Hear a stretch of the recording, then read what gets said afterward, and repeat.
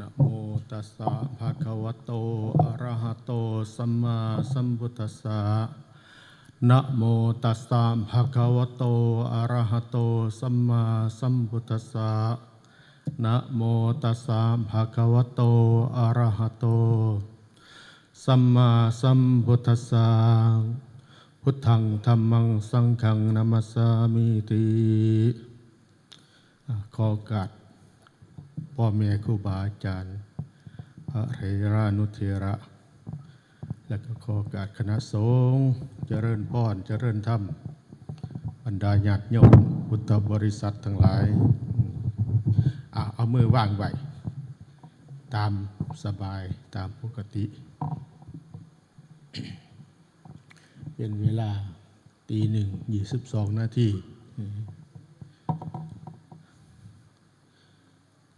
เคยมาเทศน์อยู่วัดธรรมน้ำเทียบเทื่อที่เท่าไหร่เทื่อที่2วันญาติโยมคือสิซื้อได้อยู่ดอกเอกลักษณ์บ่คือหมู่วันใดซื้ออ้วนๆตุปุแน่นี่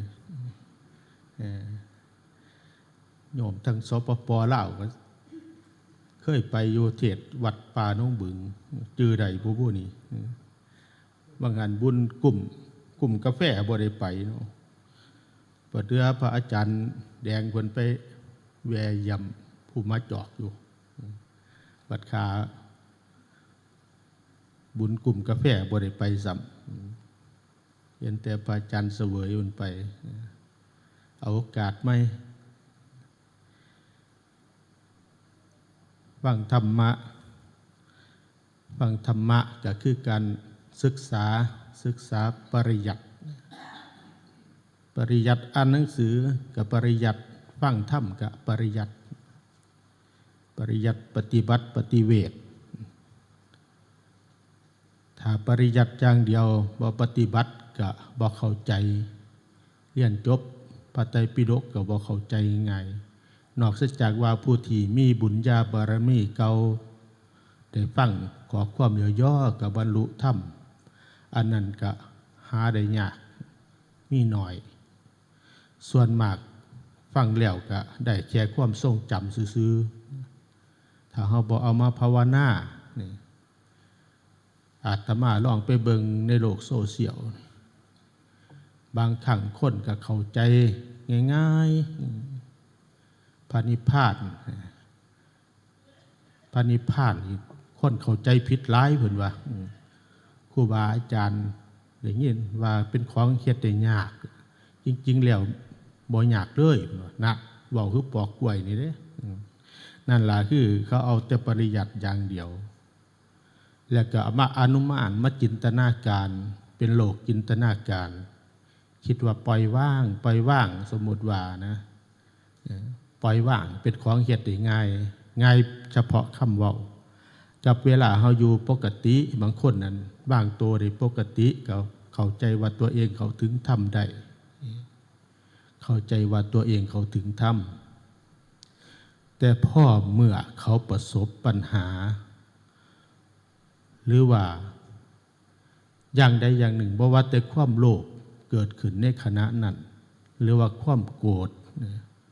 ความโลภเกิดขึ้นเขาก็สิบ่ฮู้ตัวเองว่าเห็นแก่ตัวเลยอุปทานเกิดขึ้นก็บ่ฮู้เรื่องมันเร็วเด้อารมณ์นี่มันเร็วความโกรธจังซี่เกิดขึ้นก็บ่ฮู้เรื่องอันพูดอยู่เปล่าว่านิพพานเสียเบิดบ่นะหน้าแดงขึ้นมาโลดเนี่ยถ้ามึงถึงใส่กันนั่นเอามาเว้าเล่นไปเว้าเป็นเล่นนิพพานมีอยู่ทุกคนว่าซั่นเว้าง่ายๆเขาบอกเข้าใจเพื่อครูบาอาจารย์สิได้มากล่าวธรรมะได้โอ้หลอดล่มหลอดตายฝึกภาวนามากว่าจะบวชได้บวชแต่เป็นเมชี่เพื่อสิบวชได้นี่ก็บ่ธรรมดาคือกันญาติโยมคือกันโยมผู้ที่เข้าวัดฟังธรรมนี่ก็หาได้ยากคือกันมีบ่หลายบ้านนึงมีเป็นพันคนก็เขาอยู่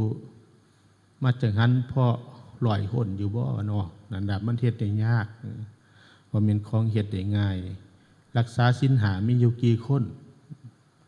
ส่วนมากมีแต่เห็นแก่ตัวเอารัดเอาเปรียบกันสังคมจึงได้วุ่นวาย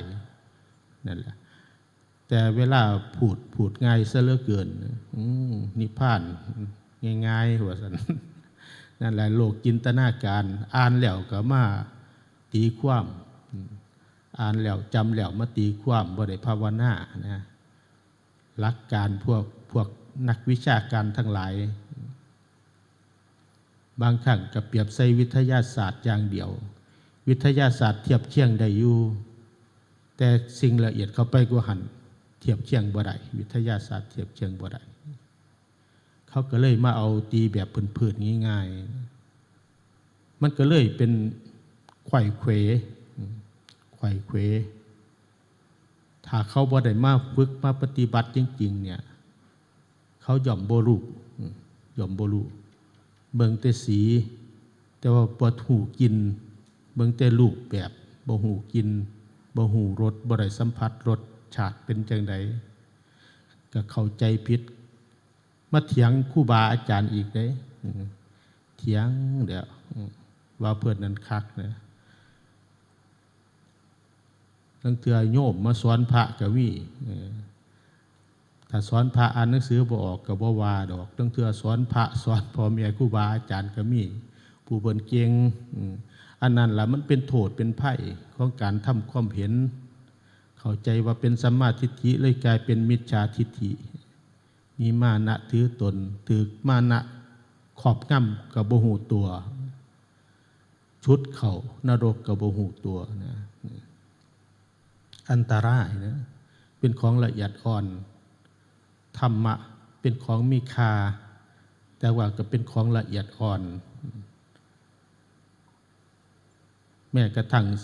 ผู้ที่เกิดท่านพระพุทธเจ้านะเกิดท่านพระพุทธเจ้ายังเข้าใจผิดว่าตัวเองบรรลุธรรมก็ยังมีเบิดกิเลสแล้วสิไปเฝ้าพระพุทธเจ้าธรรมมันยังข้างอยู่ในอนุสัยอยู่ไต่ลึกๆมันบ่แสดงออกมาเข้าใจว่าตัวเองหมดกิเลสไปเฝ้าพระพุทธเจ้าพระพุทธเจ้าบ่ให้เขาเฝ้าเด้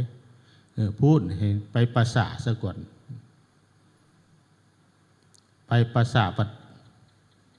ไปพ่อปราสาทผู้สาวไม่ศพก็ยังสดอยู่ศพยังบ่ทันขึ้นอืดได้ศพบ่ขึ้นอืดสมัยนั้นเขาสิผานหายากเด้ศพคนบ่รวยเนี่ยเขาพวกมาเอาผ้าก็มีเนี่ยพวกตาแย่งเอาผ้าห่อผ้าไว้พวกมาแย่งเอาผ้าก็มีเด้เอาผ้าออกกับเปื่อยเป็นสาวงามเปื่อยกายอยู่พระสงฆ์คณะที่พระพุทธเจ้าบอกให้มาปราสาทนะปราสาทผีดิบมาแล้วก็โอ้ยเกิดความกำหนัดเด้เห็นศพผู้สาวร่างกายว่าท่านขืนอืดมันก็ยังงามอยู่เกิดความกำหนัดขึ้นมาทันทีเลยอันไสละว่าอันตัวเบิดกิเลสนั้นไปไสล่ะเลยเกิดความสลดสังเวชเจ้าของโอ้ยมีหน้ากะย้อนพระพุทธเจ้าให้มาเพิ่นหูเด้หูว่าบ่ทันเบิดกิเลสพูดบ่แม่นของง่ายพระหลายๆองค์ก็ยังผิดพลาดได้โยมคือกันโยมบางคนก็ตั้งตนเป็นผู้วิเศษก็มีพระก็คือกันถ้าบ่มีครูบ่มีอาจารย์นะโอ้ยบ่แม่นของง่ายนะจังว่าเพิ่นบ่ให้ประมาทในการฝึกการปฏิบัติมันบ่ศึกษาธรรมะก็คือการบวชบ่แม่นศึกษาเล่นๆบวชหยังถ้าเป็นพระเป็นแม่ชีก็บวชโกนผมเข้ามาห่มขาวห่มเหลืองถ้าบวชใจก็คือเข้าวัดสม่ำเสมอเข้ามาจริงๆปฏิบัติจริงๆฟังจริงๆบ่เล่นบ่ล้อแหละรักษาศีล5ก็รักษาจริงๆบ่แม่นว่าคือเห็นเขาเฮ็ดนั่นน่ะรักษาศีล5สมาทานแล้วลุกออกก็เป็นไปเมาเลยอันนั้นมันเฮ็ดเล่นๆก็บ่ฮู้บ่ถึงศีลบ่ถึงธรรมจักเทื่อก็ได้แต่เป็นแค่เอาน้ำลายมาสาดใส่กันซื่อๆภาษาคุยแข่งกันว่าคุยแข่งกันก็บ่ได้หยังก็ได้แต่ความผิดเพี้ยนไปนั่นแหละจึงว่าหมู่เฮาอย่าให้มันเป็นเด้อให้เข้าใจไปจังซี่ ผู้บ่เข้าใจก็เลยไปอย่างสั่นละตีความหมายผิดๆไปก็ว่าเป็นของง่ายของหาง่ายจริงๆแล้วก็มีอยู่ทำบารมีบ่ถึงถ้าบารมีบ่ถึงกับบ่ถึงหอดบ่หูทางซ้ำหลงทางอีกต่างหากจังหวัดตะเฮานี่โอ้ยมาจังสี่เป็นศิษย์มีคู่เบิดอาตมาก็อนุโมทนาตัวถ้าเป็นคนผิดเพี้ยนก็สิเป็นคือพระศิษย์หลวงปู่บุญมากเด้เอาชื่อได้อยู่บ่แม่ออกสปปพระศิษย์หลวงปู่บุญมากอาตมาเคยเอาไปแสดงอยู่พุ่นอยู่ทางสปปอยู่เพิ่นว่าจังไดเกิดพระท่านปู่บุญมากคือสิหูจักพระศิษย์เพิ่นได้จากหลวงปู่เหลื่อมนั่นล่ะหลวงปู่เหลื่อมเพิ่นเคยไปบีบไปนวดให้หลวงปู่บุญมากอยู่ผู้มะโลกเพิ่นว่าจังซี่กาดำปีขึ้นสู่เขาค่ำเขานำนี่สีใสส่องใสกาสีเหลื่อมกาบินขึ้นเขาค่ำแจ้งสว่างสีสอดกานั้นจังหุงเฮืองพ่อเมื่อกาถอยลังกำลงมาพ่ายตำสีเลยมิดหมอดเมียนดำปีกำกาเพิ่นว่าเป็นจังใดเมียว่าหมายความว่าจังใดตัวนี้กาดำปีขึ้นสู่เขาค่ำหมายความว่าจังใดหมายถึงว่าญาติโยมนั้นหมายถึงอุบาสกอุบาสิกาเนี่ยกาดำปีเป็นยังจังดำปีใจมันยังดำขี้หลีคือขี้ทานอยู่บ่ท่านได้ศึกษาธรรมะอันใดแต่ว่าเขาวัดเขาว่าไม่ได้ยินพระธรรมคำสอนของครูบาอาจารย์ของพระสัมมาสัมพุทธเจ้านั่นแหละคือขึ้นสู่เขาค่ำเนี่ยธรรมะเป็นของสูงเกิดเลยเปรียบใส่กับเขาผู้เขาสูงเขาค่ำเขาค่ำนั้นทรงเสกาสีเหลืองเขานั้นมีสีใสทรงเสกาสีเหลืองขึ้นสู่เขาค่ำกันนาเหลื่อมใสเด้คนฝึกธรรมศึกษาธรรมสิเป็นคนนาเหลื่อมใสเนี่ยเมืองผิวพรรณวรรณะเบิงราศีกับพองใสหน้าตาเบิกบานทรงเสกาสีเหลือง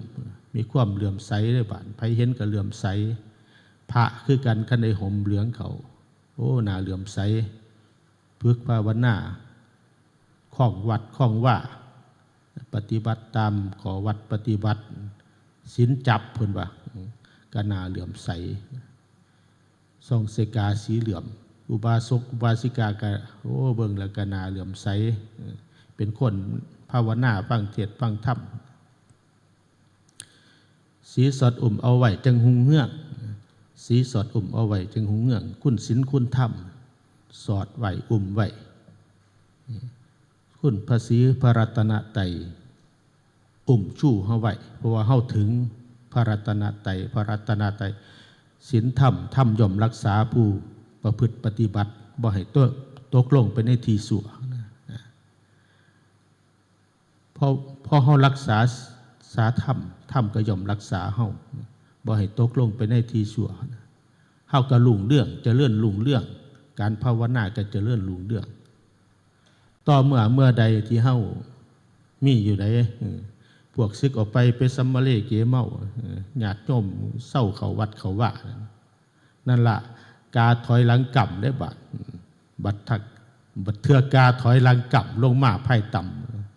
ำขี้ข่านภาวนาข่านภาวนาข่านฟังเทศข่านฟังธรรมข่านไปวัดพระกะซึกเดี๋ยวข่านภาวนาข่านเฮ็ดน้ำขอวัดปฏิบัติถอยหลังกลับลงมาไพ่ต่ำลงมาไพ่ต่ำไปสีเลยมิดหมอดเมียนดำปีกำกาพนะดำกว่าเก่าเลยบัดเป็นยังจังดำกว่าเก่าหูละเตาพะโลเนาะหูเบิดแนวใดครูบาอาจารย์สอนไว้หูเบิดแต่ว่าเพศตรงกันขามเลยบัดนั่นละบนวัดตาบะแตกตอนมันหุงเหืองคือจังตัวเองสิบรรลุธรรมนี่ไหมบัดข้าถอยหลังกลับระบาดว่าขี้ขันภาวนาขี้ขันปฏิบัติขี้ขันรักษาศีลระบาดด้วยดำกว่าเก่าเลยโยมดำแห้งกว่าเก่าดำปีกำกาแห้งกว่าเก่าระบาดนั่นแต่ว่าเพิ่นมีอีกตัวหนึ่งนักยิงกว่านักใดแก่อันใดยากยิงกว่ายากใดแก่อันใดบอกแตงโมเป็นหัวสลนโงน โตเขาปลูกเป็นโทษแก่โตแม่นยังคนว่านักยิ่งกว่านักกับขันเท่านี่แล้วเห็นว่าปาราหาเวปัญจขันธาขันธ์ทั้งห้าเป็นของหนักเน้อนะต้องโอ้ยบริหารอยู่ตลอดเวลานักบ่นักกับมื่นตากับสิบขึ้นแล้วนอนนังตาบางๆหมดนะนังตาบางมื่นกับสิบขึ้นเนี่ยมันนักนังตาว่าสันมันนักตรงบริหารหนวดเป็นอยู่พวกปนันดาถาดคันมันนักเป็นของหนักเน้อคุณว่าเห็นบอกไม่ไงสิเรากำลังนักหน่วงมันเป็นของนักจังกับสิวายูสันพระก็คือกันบริเวณกันแล้วถาดสีขันหาคือกันนักดีละผลสุดท้ายก็ลูกบ่ขืนสับเป็นอย่างมือสุดท้ายมันนักแห้งอยากยิงก็อยากได้แก่ใดอยากจริงก็อยากแนวมันอยากเพื่อสิได้เกิดมาเป็นคนเกิดมาเป็นคนแล้วเพื่อสิได้เกิดมาถึกปฏิรูปประเทศสวาโสประเทศอันสมควรประเทศที่มีคำสอนพระพุทธเจ้าสิได้พ่อพระพุทธเจ้าก็เป็นของยากอีกเป็นของยากเกิดมาเป็นคนก็ยังยากอีกนะเต่าตาบอดอยู่กลางทะเลนะโผล่ขึ้นมามีห่วงน้อยลอยอยู่กลางทะเลโผล่ขึ้นมาเพื่อสิซุปเขาได้ห่วงใดก็ยากอยู่แต่ว่าการเกิดเป็นคนยากกว่าหันอีกยากกว่าเต่าตาบอดตัวนั้นอีกบัดได้เกิดเป็นคนแล้วเพื่อสิครบอาการ32นี่ก็บ่ธรรมดาได้คันบ่มีบุญก็บ่ครบ32ได้เป็นคนพิกลพิการไปบ้าไปเสียจริตอ่านบ่ออกหูหนวกตาบอดเกิดมาได้ละบัดที่เกิดถึกประเทศอันสมควรก็ยากอีกคือกันถ้าบ่มีบุญวาสนาบ่มีครูบาอาจารย์เพื่อสิมีวาสนาต่อครูบาอาจารย์เพื่อเห็นพระพุทธเจ้าได้ยินคำพระธรรมคำสอนพระพุทธเจ้าได้ยินคำสอนจากพระสงฆ์ต้องมีวาสนาอีกมีวาสนากับครูบาอาจารย์ถ้าบ่มีวาสนานี่เย็นบ่ศิษย์บ่มีครูภาวนาไปกรรมฐานแตกเขาเอิ่นว่าถ้ำแตกคนบ่มีครูบ่มีอาจารย์เป็นบ่าเป็นบ่อไปก็หลายผิดเพี้ยนไปก็หลายนั่นคือคน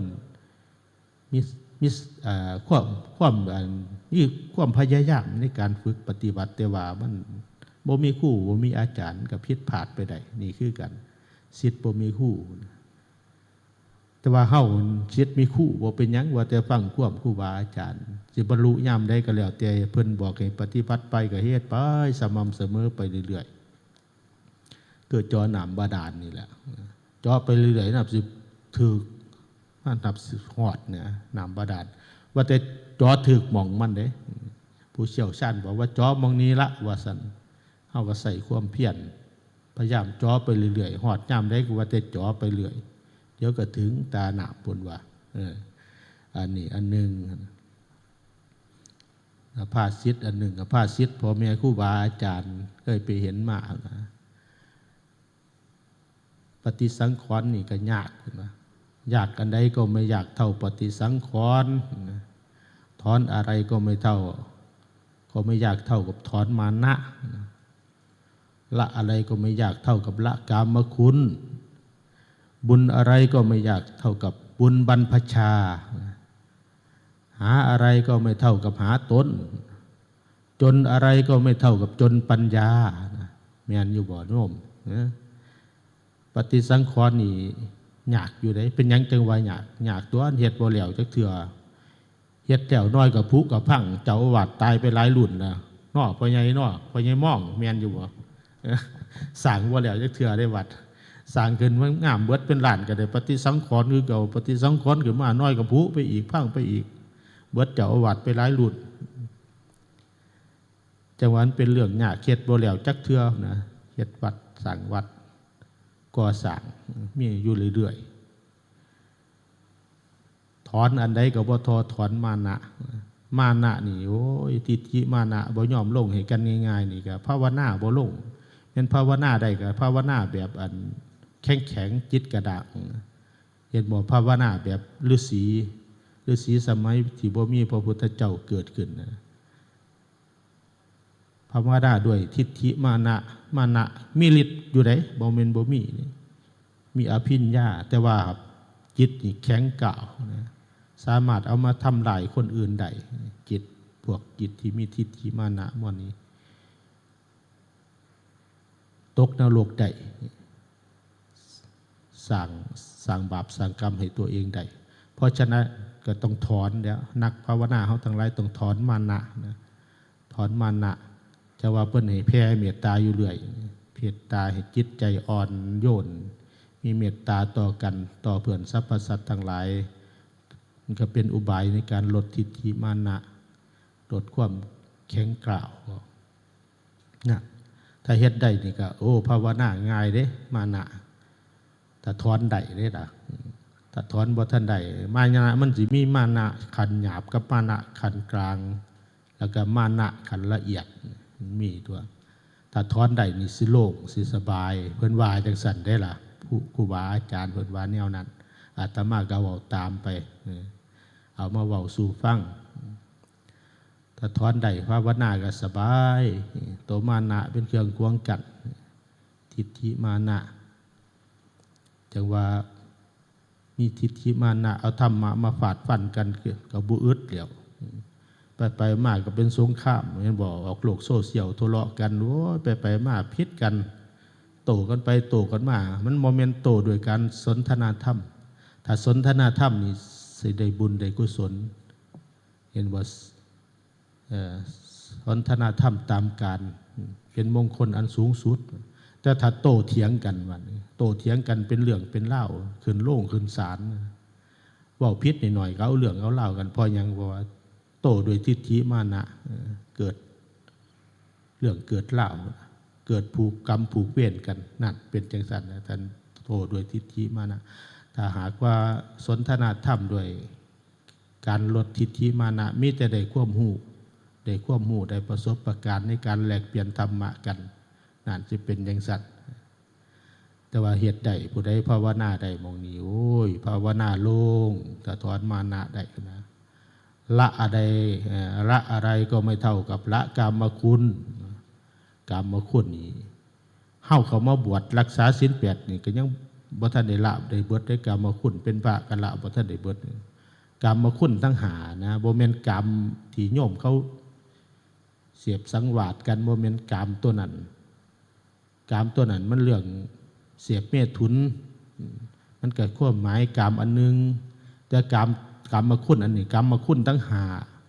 กามคุณทั้งหาคือกามทั้งตาได้เห็นรูปเสพทั้งตากามทั้งหูได้ยินเสียงอันไพเราะแล้วก็เกิดเสพเสียงติดใจกามทั้งจมูกก็ได้ดมได้สูดได้ดมก็ติดใจในกลิ่นกามทั้งลิ้นก็ได้ลิ้มรสก็ติดใจในรสชาติเสพกามทั้งลิ้นเสพกามทั้งกายก็หมายถึงกายสัมผัสอ่อนหนุ่มแข็งห่อนเย็น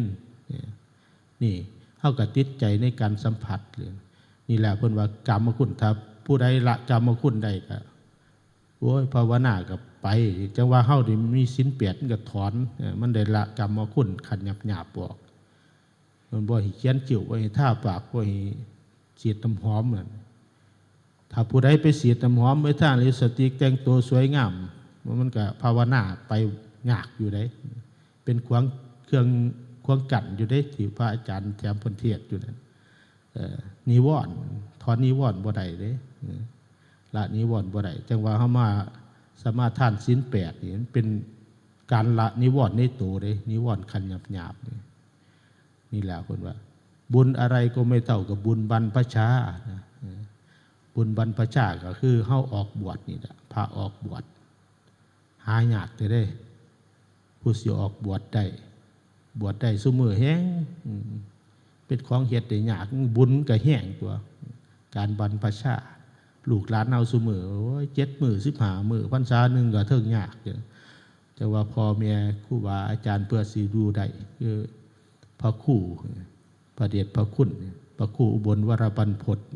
โอ้บวชได้มัน40 พรรษาแล้วบ่พูดเพิ่นอยู่มาได้บ่แม่นอยู่สำบายเด้แต่ละพรรษาเห็นเจ้าของน่ะเนาะบวชเพื่อสิได้บ่ได้อุกาสะก็บ่ได้บวชอีกมันของง่ายๆบวชแล้วก็บ่แม่นว่าสิอยู่ซื่อๆเอาพรรษาซื่อๆก็บ่แม่นแต่ละพรรษาก็ฝึกคืออยู่น้ำหลวงปู่เหลื่อมเพิ่นก็พาไปแล้วไปฝึกอยู่น้ำปราสาทพีดิบพุ่นเด้อบัดนางกุมพีไตหงส์พุ่นฝึกจิตฝึกใจให้เข้มแข็งพูดบรรพชาฝึกปฏิบัติอยู่ซ้ำนั้นถ้าบ่ได้ห่มเหลืองก็บ่มั่นใจบ่กล้านั่งเดี๋ยวน้อยก็ลูกแล่นทนเดียวอันนี้มันได้บวชได้ห่มเหลืองได้มีศีลมีอันนี้มันก็มีที่เพิงเดี๋ยวบาดเนี่ยมันก็เพื่อสิฝึกได้แต่ละพรรษาไม่ออกเฮ้ยจังว่าเพิ่นว่าธรรมะอยู่ฝากตายเด้อเพิ่นว่าแม่นได้ดีเดี๋ยวภาวนาหลอดลมหลอดตายเพื่อเฮาสิได้เพื่อเฮาเอาปริยัติมาอ่างอย่างเช่นอานาปานสติผู้หูผิวเผินก็เอามาลงเฟซลงไล่กันนี่ทานั่งอานาปานสติพุ่นว่านั่งแล้วกันนี่จับเวลาหน้าที่ใส่น้อยก็บ่เป็นตะยูอึดอัดไปก็มีบัดนี้น้อยก็ล่มปองงองนอนจังสันก็เอามาออกมาอวดมาอ่างซ้ำว่าทำไล่คำสอนในตัวบ่อธิบายไปหมายถึงคนฝึกบ่ท่านบรรลุมันก็ย่อมเป็นแบบนั้นย่อมฟุ้งซ่านเป็นธรรมดาบ่ท่านบรรลุอานาปานสติคนฝึกขันก็ย่อมปวดแข้งปวดขาจิตฟุ้งซ่านรำคาญถ้าเมื่อใดเพิ่นบรรลุหมายถึงเพิ่นขามนิวรณ์ได้นะมันสิภาวนาสบายในที่นี้หมายถึงสบายใจรับตากับแบบเป็นธรรมชาติบ่ได้อึดอัดบ่ได้รำคาญบ่ได้ฟุ้งซ่านคือพระอาจารย์ประเทศเนี่ยเรื่องปฐมฌานที่แรกมันก็วิตกวิจารณ์ซะก่อนมีวิตกแล้วมีวิจารณ์ผ่านด่านพวกนี้ไปเกิดปิติสุขเอกคตานั่นพอมาถึงหม่องนี้แล้วสิบ่มีเลยคำว่าอึดอัดเพราะว่ามีปิติมีสุขมีแต่ปิติมีแต่สุขแต่ก่อนสิมาถึงจุดนี้มันก็ต้องผ่านด่านเนี่ยแหละถ้าคนมีบุญเก่าหลายเพิ่นก็เฮ็ดบ่ยากดอกของเก่าเพิ่นได้บารมีเก่าแต่ผู้บารมีบ่หลายก็ต้องใส่ความพยายามความเพียรพยายามอึดอัดก็ใส่ความพยายามเดินจงกรมมั่งยืนเดินนั่งนอนภาวนาฝึกจนช่ำชองกว่าจะช่ำชองก็ต้องใส่ความเพียรความพยายามใส่ความอดความทนจังสิมาถึงจุดนี้ถ้าเพิ่นภาวนาได้บัดนี้ก็สบายบัดแม้นสินั่งบัดใดก็บ่ได้อึดอัดคือเก่าเพราะมันเป็นแล้วภาวนาเป็นแล้วอันนี้จังแม่นอานาปานสติของแท้ซ้ำฝึกหัวฝึกขวายมันยังบ่ทันหูห้องหูข้องอยู่มันก็ต้องพึดพัดไปใส่ไปกว่าน้อยสลัดแอกทิ่มน้อยก็ถือไม่แสงวดเกียนคือกันเพื่อนสิหูจักห้องจักข้องไปข้องมาพอมันหูแล้วโอ้ยสบายเพิ่นว่าเทิงไถไปนำหลากไถไปนำเหล่าหญ้าพวดขังกันแท้ไปนำกระไดเทิงหลากไถเทิงกินหญ้าไปนำกระไดพอหยังมันเปลี่ยนงานมันเหมาะแก่การแก่งานนักภาวนาคือกันคันได้เป็นอานาปานสติแล้วมันก็บ่มีฝุ่งสาดคือเก่าฝุ่งสาดกับผมมีแต่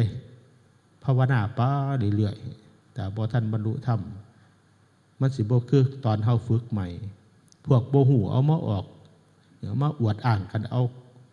ตัวคนที่ฝึกบ่ทันได้มาอวดอ้างกันนั่นล่ะเขาว่าอวดโง่นะอวดโง่พอเอาพ่อแม่ครูบาอาจารย์ที่เพิ่นบรรลุแล้วเอามาเผยแผ่นะเอาพระบวชใหม่ฝึกใหม่หรือว่าเอาโยมฝึกหัดใหม่มาแล้วก็มาวิจารณ์มาเยาะเย้ยก็เป็นการทำลายถ้าเฮามีจิตใจนักเนียนมีครูบาอาจารย์สอนแล้วศิษย์มีครูแล้วเฮาสิบ่เชื่อ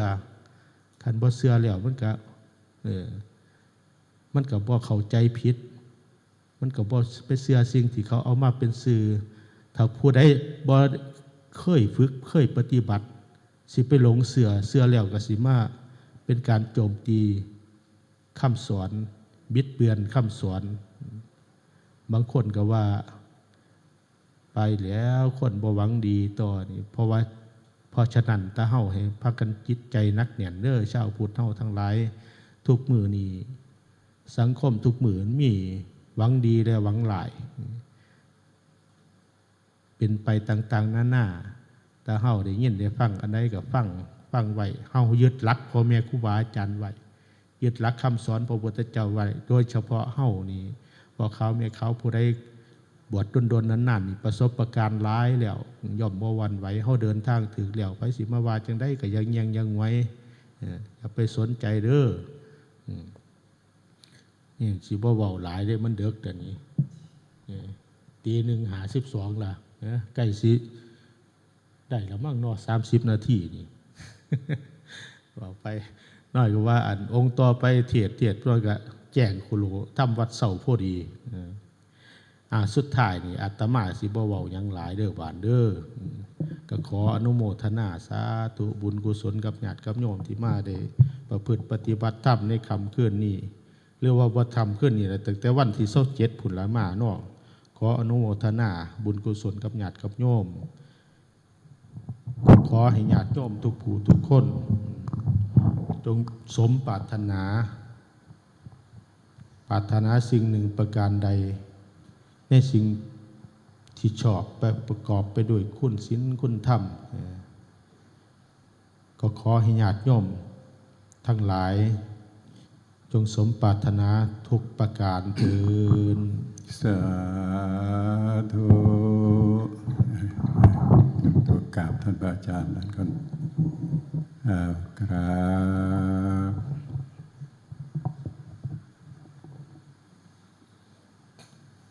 ก็ขอกราบขอบพระคุณพ่อแม่ครูบาอาจารย์ท่านพระอาจารย์มณีศิระสังวโรวัดป่าภูมาเจ้าอำเภอศรีเชียงใหม่เป็นที่แสดงพระธรรมเทศนาจบลงไปสีเมืองใหม่ขออภัยโฆษกใหม่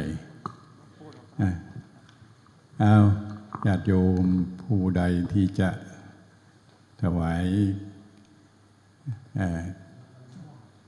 บูชาธรรมแด่พ่อแม่ครูบาอาจารย์ก็เรียนเชิญเจริญพรเรียนเชิญเจริญพรโอ้พ่อใหญ่โอ้สิเป็นพระศิวลีต่อไปบ่นี่ถวายน้ำเพิงนี่มาเด้อใครจะบูชาธรรมท่านพระอาจารย์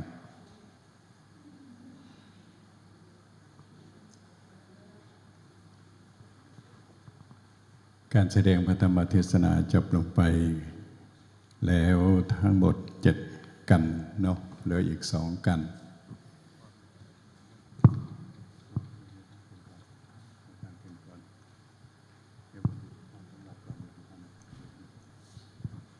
ญาติโยมมาเด้อ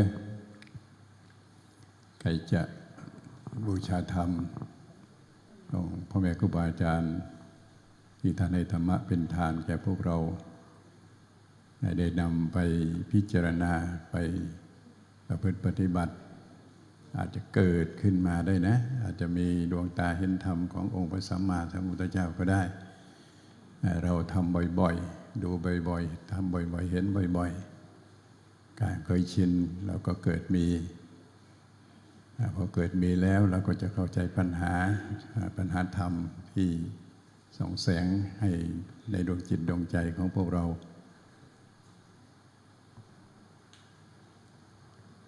หมดหรือยัง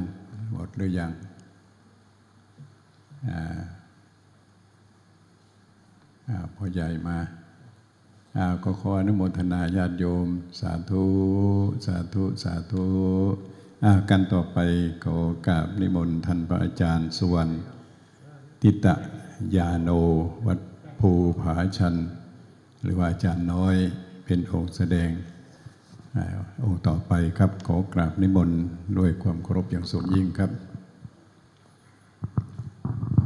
ฟังอาจารย์น้อยก่อนเสร็จแล้วก็อาตมาจะพาทำวัดเช้าแล้วก็ค่อยฟังพระธรรมเทศนาต่อไปจนกว่าจะได้เวลาสมควร นะกราบนิมนต์นะครับ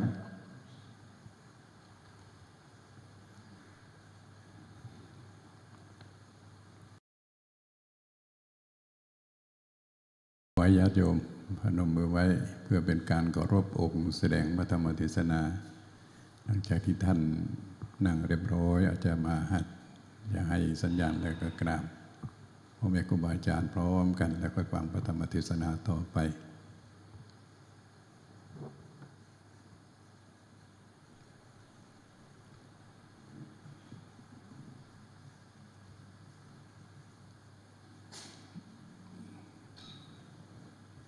เตรียมตัวพร้อม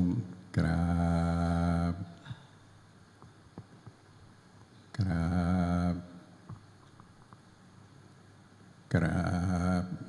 าบนิมนต์ครับ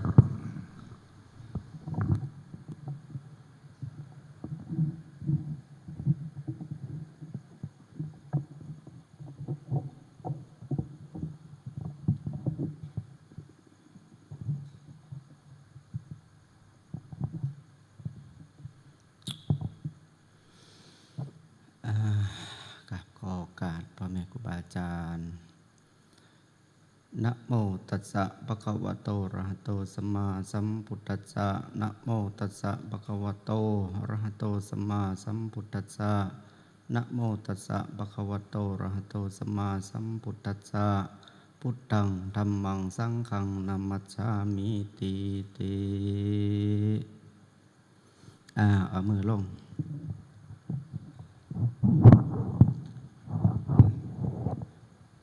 เอามือลงนั่งฟังสบายตีสองขณะนี้ก็เป็นเวลาสามตีสองเนาะเก่งเว้ยไม่ออกเขาเบาหวานเป็นยังไงบ่ขึ้นตัวโรคเถาชะแล่แก่ชะล่าเบาหวานความดันก็ถือว่าเฮามาบรรจบครบรอบมาประชุมกันมาพบพ่อกันอีกปีหนึ่ง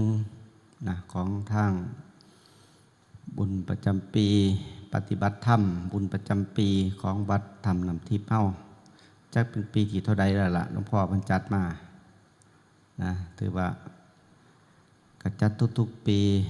บางปีก็คนหน่อยบางปีก็คนหลายเนาะปีนี้ก็สิบ่หลายปานใดโดยได้หลายอย่างเป็นเหตุเป็นปัจจัยนะญาติโยมเฮาก็คงจะพอเข้าใจอยู่ก็จะอาศัยแต่ผู้เพิ่นไฟถ้ำหมู่เฮาถือว่าเป็นผู้ไฟถ้ำมารวมกันนะมารวมกันมาพอกันมาพบปะกันถามข่าวผู้ลางคนก็มาบ่ได้เป็นหยังจังว่ามาบ่ได้ไปนี้จากแล้วก็มีนะแต่ละปีเรือบ่ซ้ำเก่าผู้บ่ทันได้ไปนี้จากก็มาบ่ได้เฒ่าลงกว่าเก่าเบิดเหือเบิดแห้งเฒ่าชะแล่แก่ชะล่าเบิดแห้งเอาซื่อๆก็มีนะนี่ล่ะคือเฮาได้เห็นนะความจริงที่มันเกิดขึ้นเฮาได้เห็นความจริงที่มันปรากฏขึ้นนี่เป็นว่าอริยสัจนะเฮาได้เห็นเฮาได้ฮู้บ่หนีไปจากนี่หรอกคือความบ่เที่ยงแท้และก็แน่นอนสิเก่งวันใดสิแข็งแรงวันใดมันกับย่างเข้ามาสู่หม่องเดียวนี่ละนะไม่ใหญ่เฮาญาติโยมเฮาเบิดเหือเบิดแห้งไปซื่อๆก็มีจังว่าโอ้แต่ละศีลแต่ละปีแต่ละเดือนที่มันผ่านมาอาตมาค่ะเอากระจกซองเบิ่งโกนหัวเจ้าของหัวมันงอกหลายสินมันงอกหลายเลยแต่ละปีโอ้ว่าซั่นดอกนะตะเกียแต่มาเคยเว้าเขาพอทานเนาะเว้าหยอกเพิ่นเวลาไปโกนหัวให้โอ้ปีนี้พอทานหลวงพ่องอกหลายแห้งเลยแต่สิให้เบิดหั่นละเพิ่นว่า บางเพิ่นสิเอาให้เบิดหั่นละเพิ่นว่าอิหยังก็ได้เพิ่นไปถ่วงผมงอกเพิ่นนะโกนหัวให้ย่ามบันโกนวันยังให้เบิดนั่นละเพิ่นว่านี่ก็คือว่าทุกสิ่งทุกอย่างแม่นเพิ่นบ่ให้มันเฮาก็ได้อยู่คือเก่านะ เม่นบ่ให้ก็ได้แต่ว่าของสุมนี้มันเป็นของที่สิไปแจกแบ่งกันบ่ได้นะถ้าเฮามองตามหลักความเป็นจริงเพราะว่าพื้นฐานของความจริงนี่แม่นสิจังได้มันก็เป็นความจริงอยู่วัดยังคำนะแม่นเจ้าสิตัวแม่นเจ้าสิตุ่มแม่นเจ้าสิว่ามันบ่จริงแต่มันเป็นของจริงมันก็จริงอยู่วัดยังคำถ้าบ่แม่นของจริงแม่นสิว่าจริงมันก็บ่จริงคือหลวงพ่อเพิ่นเทศน์ตั้งแต่ช่วงหัวค่ำเพราะว่าอย่างมันนี่แหละเพิ่นว่าอริยสัจคือเฮาได้พิจารณาเด้อแม่ใหญ่เด้อญาติโยมเฮา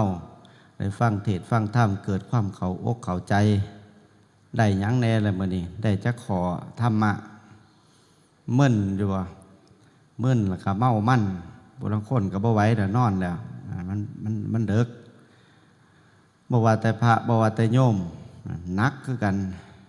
พาราหาเวปัญจขันธาอาจารย์เล็กพุ่น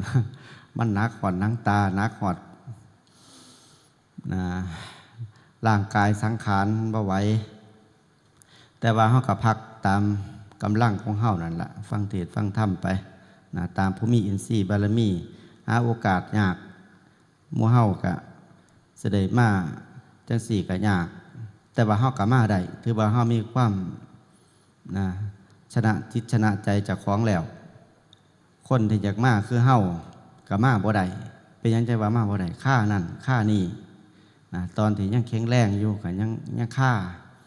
ตอนที่เบิดเหือเบิดแห้งก็ว่ามาบ่ได้บาดนี้เบิดเหือเบิดแห้งก็มาบ่ได้ฉะนั้นถือว่าเป็นความโชคดีของหมู่เฮาเด้อมันสิยากปานใดก็มานำครูบาอาจารย์มาปฏิบัติธรรมนำกันเป็นกำลังจิตกำลังใจให้หมู่พระครูบาอาจารย์นำได้เพิ่นจัดงานแต่ละปีก็อาศัยหมู่เฮานี่ล่ะญาติโยมของเฮานี่ล่ะมาประพฤติปฏิบัติธรรมช่วงหัวค่ำเบิ่งในทะเบียน280คนคือจังว่าโยมเอาที่มาลงทะเบียนนะโยมที่มาลงทะเบียนเด้อฝากประชาสัมพันธ์ไปทางโรงครัวเฮานำ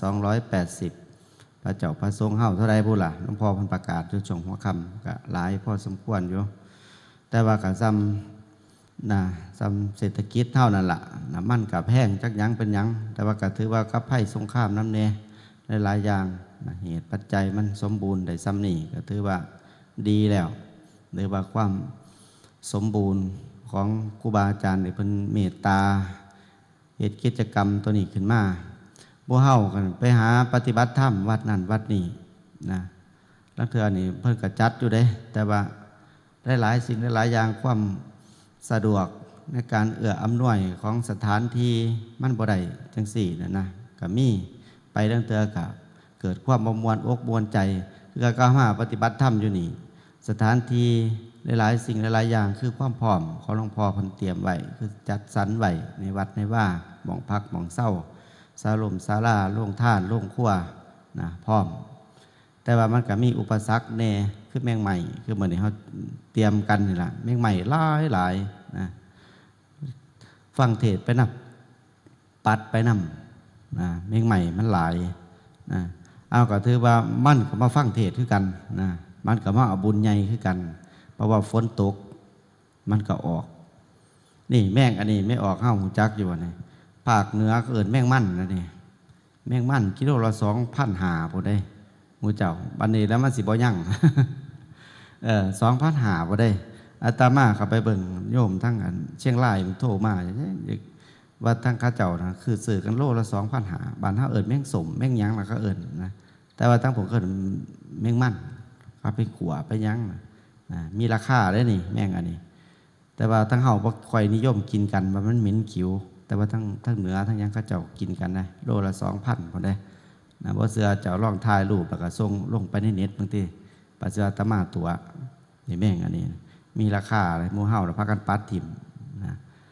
ก็ถือว่ากรรมมันออกจากหูมาโดยมันส่วนหนึ่งก็คือมันบ่มีสติปัญญานั่นล่ะปัญญาของมันหน่อยเกิดมากับมือ1 2มือก็ตายอาตมาอยู่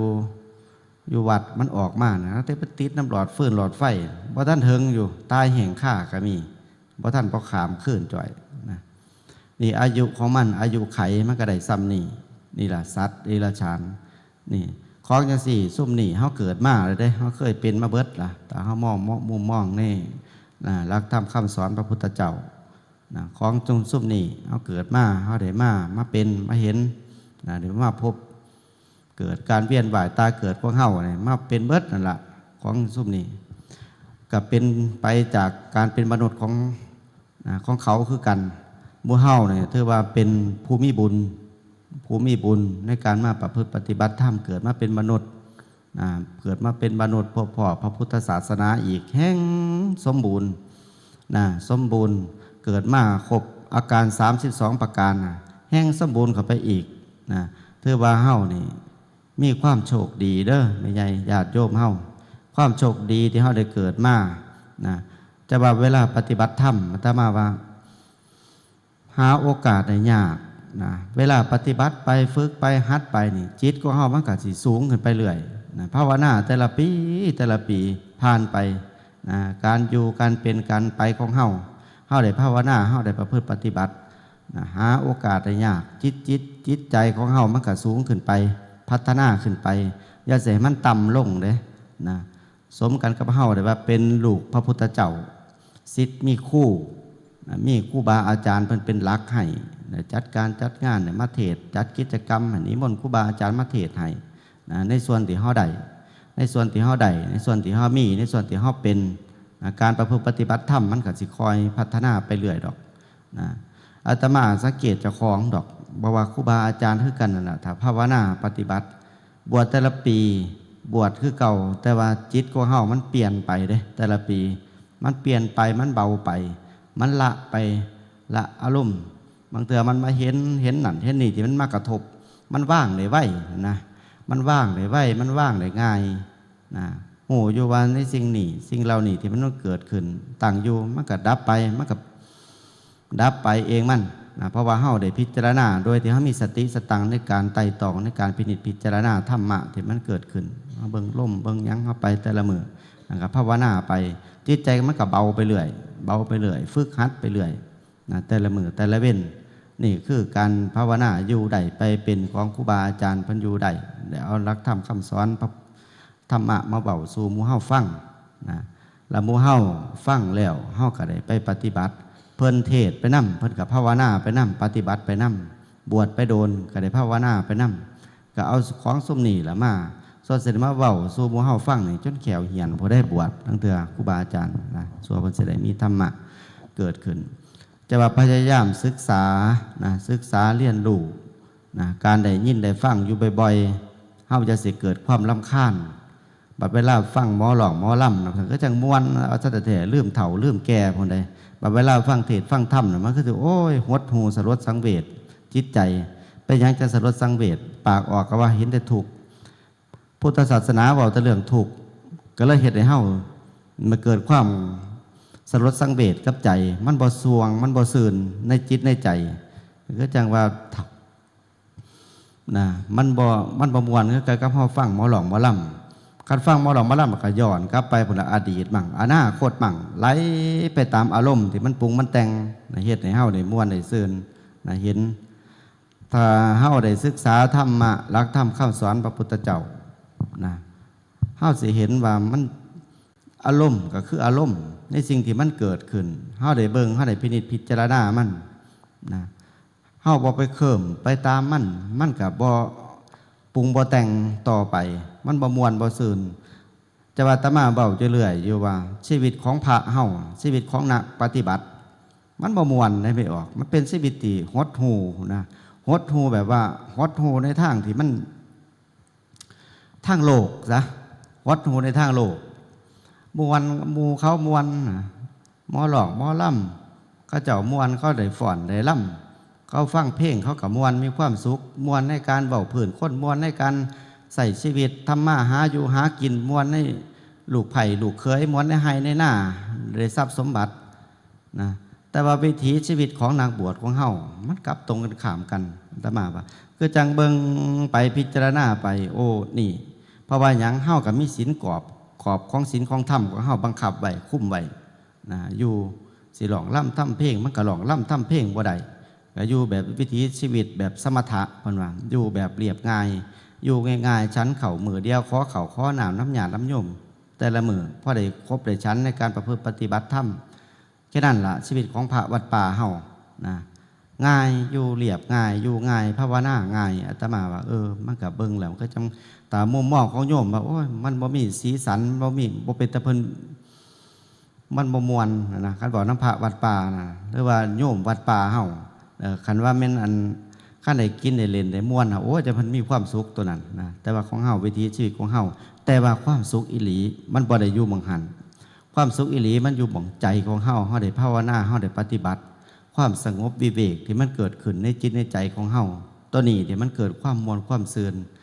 จิตของเฮามันเป็นผู้รู้จิตมันมีผู้รู้มันก็เบิกบานมันก็อิ่มเอิบในอัตในธรรมที่มันเกิดขึ้นนี่แม่นพระสิอยู่ในป่าผู้เดียวอยู่ผู้เดียวกับมวลผู้เดียวเด้มวลแบบอัดมวลแบบมีอัดมีธรรมนะเกิดความสงบลมเย็นแก่จิตแก่ใจเจ้าของนะบ่ได้ว่าเสียมาเอาหมอหลองหมอลำมาเป็นเครื่องขับกล่อมอารมณ์ของเฮาให้มันเพิดเพลินไปแต่ละมือแต่ละเว้นบ่แม่นนะวิถีชีวิตของพระของญาติโยมเฮาผู้ประพฤติปฏิบัติธรรม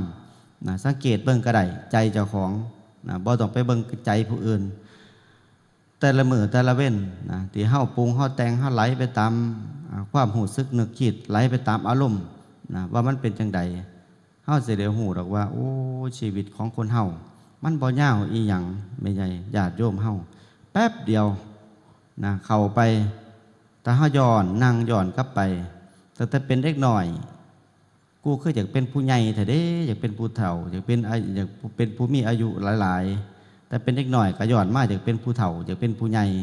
บัดเวลาได้เป็นผู้ใหญ่ได้เป็นผู้เฒ่าเราก็ย้อนกลับไปเป็นเด็กน้อยได้บัดอารมณ์ของเฮามันเขิมไประลึกถึงสิ่งที่มันผ่านมาระลึกถึงสิ่งที่มันเป็นอดีตนะเฮาอยากกลับไปเป็นเด็กน้อยคือเก่าเด้คือสิม่วนพุ่นว่าบัดเด็กน้อยมันก็บ่คิดกันมันอยากเป็นผู้ใหญ่เฮาอยากเป็นเด็กน้อยนะคือย้อนลบไปลบมานั่นล่ะคืออดีตนะอดีตเฮ็ดให้เฮาหลงเพิดเพลินอยู่กับอารมณ์นั่นๆพระพุทธเจ้าเพิ่นว่านะเฮาก็พยายามหาหลักธรรมคำสอนหรือว่าหาธรรมะนะมาใส่กับชีวิตของเฮาเพราะว่าเฮาอยู่น้ำกันเนี่ยเกิดมาภายใต้วัฏฏะสงสารนะเฮาเกิดเวียนว่ายตายเกิดนี่นะเกิดแล้วก็ตายเกิดแล้วก็ตายอยู่นี่นะบ่แม่นหน่อยพบหน่อยชาตินะหมู่เฮาจนระลึกบ่ได้พุ่นละนะเวียนกันไปจังซี่หมุนกันไปอยู่จังซี่ตายแล้วก็เกิดเกิดแล้วก็ตายจะว่าเวลาเฮาใส่ชีวิตก็อย่าสิประมาทนะให้ตั้งหลักนะจะว่าหลักธรรมคำสอนพระพุทธเจ้าที่เฮาได้ยินได้ฟังมื้อนี้นะโดยหลักๆแล้วนะพระพุทธเจ้าเฮาเพิ่นก็สิสอนหรือว่าเป็นธรรมะที่เฮาเกิดความเข้าอกเข้าใจง่ายๆคือหัวข้อธรรมในทางหลักทางคำสอนพุทธเจ้าคือหนึ่งคือการกระมูเฮ้ามานี่นะคบเลือกคบกัลยาณมิตรที่ดีนะพุทธเจ้าเฮ้าพระติสอนนั่นสินะให้เลือกคบกัลยาณมิตรที่ดีคือการกระมูเฮ้ามาประพฤติปฏิบัติธรรมแต่เฮ้าไปมีหมู่คบหมู่คนเล่นคนกินคนเที่ยวคนมวนนะพวกบ่เขาวัดเขาว่าเฮ้ากับเป็นไปคือเขาแต่ว่าเฮ้าเลือกที่จะคบกัลยาณมิตรที่ดีนะเขาวัดเขาว่าฟังเทศฟังธรรมเป็นคนมีศีลมีธรรมคือกันเท่ากะว่าได้เสียเปล่าว่าได้เสียประโยชน์เปล่าเพราะว่าเฮาหูจักศีลจักธรรมนี่ถือว่าเป็นความโชคดีของเฮาอย่างหนึ่งเด้นะความโชคดีของเฮาพุทธเจ้านะคบบัณฑิตนักปราชญ์นะบ่ต้องไปคบคนพาลเพิ่นว่านะบัณฑิตานันจะเสวนานั่นให้เฮาคบบัณฑิตนักปราชญ์คือกันนี่บ่เฮานี่ถือว่านี่คือความโชคดีของเฮาที่ได้เกิดมาพบพ่อพระพุทธศาสนาแล้วก็เฮาได้ยินได้ฟังหลักธรรมคำสอนพระพุทธเจ้านะถือว่าเป็นความโชคดีเฮาได้มาคบกันได้มาพ้อกันได้มาพ้อบัณฑิตนักปราชญ์ได้มาพ้อครูบาอาจารย์เกิดมากันได้มาพ้อพระพุทธศาสนาแล้วก็มีความเหลื่อมใสในพระพุทธศาสนานี่ก็ถือว่าเป็นบุญของเฮานี่ส่วนหนึ่งอีกตัวส่วนที่สองบาทนี่ข้อที่สองก็คือเฮาอาตมาว่านี่ก็ถือเราเป็นหลักธรรมคำสอนพุทธเจ้าอีกอย่างหนึ่งนะที่พุทธเจ้าเฮาเพิ่นวางไว้ก็คือให้เฮาเพิงเจ้าของเด้อแม่นสิเฮาใส่ชีวิตอยู่จังสี่เฒ่ามาแก่มาแม่นสิจังได๋ก็แล้วแต่ขออย่างเดียวอย่าไปเพิงต่อผู้อื่นครูบาอาจารย์ก็บ่ต้องเพิงเพิ่นคักนะเพราะว่าหยังบัดเวลาถ้าเฮาภาวนาบ่ไปบ่มานี่เฮาก็อาศัยเพิ่นเป็นสะพานในการที่เฮาสิฝึกสิหัดได้ยินได้ฟังอย่างเฮามาจังซี่บ่แม่นว่าให้มาเพิงครูบาอาจารย์คักปานใดเด้ให้เพิงเจ้าของได้ยินได้ฟัง เมื่อได้ยินได้ฟังแล้วก็โอปนัญญิโกคือน้อมไปปฏิบัติธรรมน้อมไปใส่ใจเจ้าของเมื่อเราฟังแล้วก็ถิ่มไปซื่อๆบ่เกิดประโยชน์หยัง2 คืน 3 คืนสามวันน้ำมาน่ะหมดเอาขนมไปแล้วเนาะมื้ออื่นกูสิไปมื้ออื่นสิแล้วสิลาศีล8เพิ่นว่าผู้ละคนเพราะว่าร้อยเอาขนมไปไว้ในเต็นท์ประจักษ์นะแล้วบ่ได้ประโยชน์อีหยังใดลังเทื่อนะเฮามาจังซี่เฮามาปฏิบัติจังซี่ถือว่านี่ล่ะนี่คือเฮาได้มาปฏิบัตินะให้ฮู้จักเพิงเจ้าของเป็นหลักนะเพิงเจ้าของอัตตหิอัตโนนาโถพุทธเจ้าเฮาเพิ่นว่าให้เพิงตนน่ะเป็นที่เพิงของตนมีหยังก็แล้วแต่ให้เอาเจ้าของเป็นที่เพิงบ่ต้องไปบนบานศาลกล่าวบ่ต้องไปขอนั่นขอนี่ดอกของซุ่มนั่นมันสิบันดาลให้เฮาได้แน่บันดาลบ่ได้แน่บางเทื่อแต่เฮาได้เกิดความสมหวังแล้วเฮาก็เกิดความดีอกดีใจแต่ว่าเฮาไปบนบานศาลกล่าวแล้วไปขอแล้วมันบ่ได้เฮาก็เกิดความบ่สบายใจนะเกิดความผิดหวังขึ้นมาฉะนั้นเมื่อมันมีเหตุตัวนี้ขึ้นมาเฮาก็เลยเฮ็ดให้เฮาทุกข์ได้บาดเพราะว่าหยังเฮาบ่ได้เพิ่งเจ้าของกรรมคือการกระทำทุกสิ่งทุกอย่างที่เฮาสร้างขึ้นที่เฮาเฮ็ดขึ้นเฮาที่เฮากระทำขึ้นทุกมื้อนี่นะกรรมคือการกระทำนะกระทำผลกรรมยังไหวเฮาก็ได้ย่อมรับผลกรรมนั้นๆสืบไปพุทธเจ้าเพิ่นว่านะพระพุทธเจ้าเฮาเพิ่นตัดไว้พระบรมศาสดาเฮานะการกระทำกรรมคือการกระทำทุกสิ่งทุกอย่างเฮาเฮ็ดยังไหวเฮาก็ต้องได้รับผลของกรรมนั้นๆเฮาบ่ได้ว่าให้ผู้อื่นมาเฮ็ดให้เฮาดอกนะอย่างสมมติว่าเฮานะผู้อื่นเฮ็ดให้เฮาบ่พออกพอใจนะเฮาพอไปกลับไปมองว่าบุคคลอื่นผู้ใดเฮ็ดให้เฮาบ่พอใจเฮาบ่คิดว่าใจของเฮานะมันไปมีความยินดียินไล่กับสิ่งที่มันมากระทบนะมันก็เลยแก้เจ้าของบ่ได้บางก็ไปทุกข์นำเขาเว้าเรื่องทุกข์ก็ไปทุกข์นำเขาเว้าเรื่องทุกข์นะเขาเฮ็ดบ่พอใจเฮาก็ไปทุกข์นำเขาสอนเขาบ่ฟังว่าซั่นก็เครียดในเขาจังนะนี่ล่ะคือพยายามเพิงเจ้าของทุกสิ่งทุกอย่างหามาปฏิบัติธรรมอาตมาว่าเจ็บไข้ได้ป่วยนอนอยู่โรงพยาบาลก็ให้เพิงเจ้าของเพิงหยังเอาพระธรรมเป็นที่พึ่งเอาหลักธรรมคำสอนพระพุทธเจ้าเฮาที่เพิ่นอุบัติขึ้นบนโลกใบนี้แหละก็เอาหลักธรรมคำสอนมาเป้าประกาศให้หมู่เฮาโดยมีเนื้อหน้าบุญคือพระเจ้าพระสงฆ์เป็นผู้เอาออกมาเผยแผ่ออกมาเว้าออกมาเทศเอามาประกาศให้หมู่เฮาได้ยินได้ฟังนี่แหละเฮาก็เอาธรรมะตัวนี้ไปปฏิบัติใส่ใจเจ้าของโอปนัญญิโกน้อมใส่ใจเจ้าของฝึกหัดเจ้าของเอาธรรมะพุทธเจ้าเป็นที่พึ่งนะบ่ต้องไปเอาอย่างอื่นบาดเมื่อมาเป็นที่พึ่งแล้วบาดนะครับเพิ่งตนเจ้าของเพิ่งตนในที่นี้คือการกระทำของเฮานะเฮาบ่ต้องไปอาศัยพญานาคดอกบ่ต้องไปอาศัยขอบนบานศาลกล่าวน้ำเจ้าปู่เจ้าตาเทพบุตรเทวดาพระอินทร์พระพรหมอีหยังดอกนะเหตุปัจจัยที่มันสมบูรณ์มันก็ย่อมสมบูรณ์คิดว่าทุกสิ่งทุกอย่างแต่เฮาไปดลบันดาลถ้าเพิ่นดลบันดาลให้ได้นะหรือว่าเพิ่นดลบันดาลให้เฮาเกิดความสมบูรณ์เบิดทุกคนเพราะว่าตัณหาของเฮานี่ทุกคนก็ต้องการเบิดทุกคนมีตัณหาเบิดทุกคนตราบใดที่เฮายังบ่ทันเบิดกิเลสเบิดตัณหาเฮาจะมีความต้องการมีความทะยานอยากอยากได้ก็ต้องไปขอแม่นบ่ล่ะไปบนบานศาลกล่าวบ่น่ะมองหันแน่มองนี่แน่มองได้ที่เขาว่าดีๆดังๆไปไกลมันได้ก็ไปนะไกลไปได้กับพระกันแห่แห่นแผ่นกั่งไปบัดไปแล้วบาดนี้นะทั้งเทื่อก็ได้มั่งบ่ได้มั่งแต่ว่าถามมันขอได้เบิดทุกคนเนี่ยอาตมาว่าสมบัติโลกใบนี้บ่มีหม่องเก็บเด้ทรัพย์สมบัติที่มันเกิดขึ้นหาหม่องเก็บบ่ได้ดอกนะฉะนั้นเจ้าก็สิขอข่อยก็สิขอนะเมื่อขอได้ถ้าซั่วเขาโดนบันดาลให้หมู่เจ้าได้มีบ่มีหม่องเก็บเด้โลกใบนี้ทรัพย์สมบัติอาตมาว่าฉะนั้นเฮาก็พยายามเพิงเจ้าของให้มันได้หลายโดยที่อาศัยการกระทำของเฮาน่ะกระทำดีกระทำในส่วนที่มันเป็นกุศลธรรมนะในส่วนที่มันเป็นบาปเฮาก็ละบาปแล้วก็มาบำเพ็ญบุญฝึกตนหัดเจ้าของนั่นล่ะคือชีวิตของเฮามันเหลือหน่อยเฮาก็ต้องใส่มันคุ้มค่าเด้อย่าสิพากันประมาทครูบาอาจารย์เพิ่นบ่อยากให้ประมาทนะแม้แต่พระพุทธเจ้าเฮาเพิ่นก็อุบัติขึ้นมาก็ด้วยอยากให้หมู่เฮานี่พากันพ้นทุกข์เบิดทุกคนนะพ้นทุกข์โดยการอาศัยการกระทำของเจ้าของพ้นทุกข์บ่แม่นอาศัยการกระทำโดยการอ่อนวอน รือว่าบนบานศาลกล่าว แต่ว่าอาศัยการกระทำคือการใส่ความเพียรของเฮาในการฝึกการหัดนะฟังเทศฟังธรรมประพฤติปฏิบัติไปนะถ้าเฮาได้เฮ็ดอยู่จังซี่นะบ่มือได้กับมือหนึ่งอย่างน้อยๆเฮาก็ต้องย่างเข่าไก่เข่าไก่เข่าเส้นชัยในส่วนที่เฮาสิได้ไปสู่มรรคสู่ผลต่อไปในภายภาคหน้าถือว่าเป็นบุญเป็นกุศลของหมู่เฮานี่คือข้อที่สองที่ผ่านไปอาตมาว่านี่คือหลักธรรมคำสอนพุทธเจ้าเฮาเพิ่นสอนอีกข้อที่สามบัดถ้าเป็นไปได้ให้เฮานะฮู้จักนะให้พากันฮู้จักหลักของอริยสัจที่อาตมาเว้าตั้งแต่เบื้องต้นนะคือความจริงที่มันเกิดขึ้นแก่ก็ให้มันหูจักเจ้าของทุกข์ก็ให้มันหูจักเจ้าของนะสิเป็นทุกข์ที่มันเกิดขึ้นที่มันปรากฏขึ้นในใจเจ้าของก็ให้หูจักเลยนี่คือเว้าในภาคปฏิบัตินะภาคปฏิบัติทุกข์ที่มันเกิดขึ้นกับใจเจ้าของก็ต้องหูจักมันหูจักวิธีแก้หูจักวิธีว่างหูจักหาทางในการสิออกจากทุกข์ให้มันได้นะหูจะได้ล่ะเวลาเขาสิฝึกสิหัดเนี่ยคือความแก่ก็ดีความแก่ความเจ็บความตายที่มันปรากฏขึ้นให้หมู่เฮาได้เห็นยอมรับมันนะยอมรับมันบ่ต้องไปหยังดอกหลายไม่ใหญ่เฮาญาติโยมเฮายอมรับในสิ่งที่มันเป็นยอมรับในสิ่งที่มันมี